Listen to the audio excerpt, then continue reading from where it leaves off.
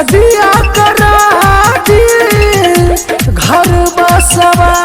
दी इतने कहा किया होना सदिया करा दी घर बसवा दी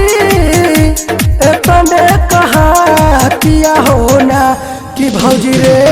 चढ़ली जवनिया देहलसिया किया होना कि भौजी रे चढ़ली जवनिया देहलसिया किया होना। डीजे अमित अपहर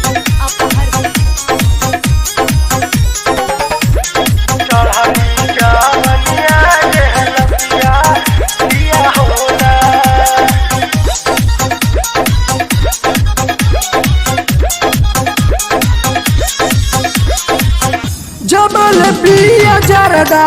गरदा भइल ना सफाई पियावा के याद भौजी से जिया पयाई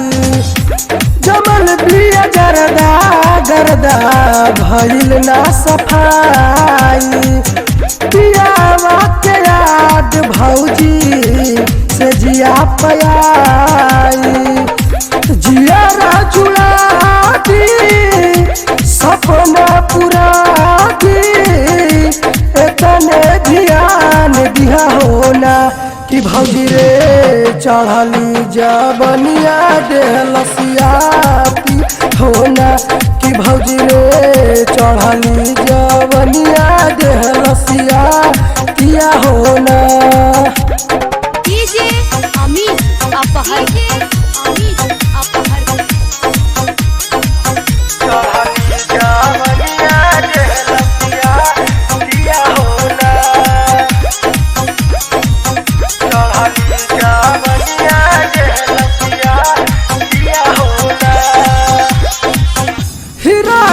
बिहारी सुना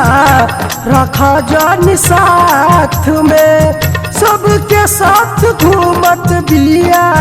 हाथ में हाथ डाल के समझावा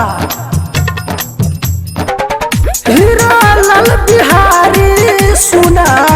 रखा जानी साथ में सबके साथ घूमत बिया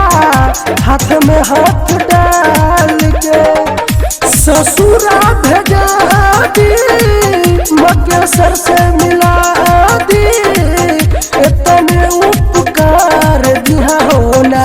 कि भौजी रे चढ़ली जवनिया देहलसिया किया होना कि भौजी रे चढ़ली जवनिया देहलसिया किया होना सदिया करा दी घर बसवा दी इतने कहा किया होना भौजी रे चढ़ली जवनिया देहलसिया किया होना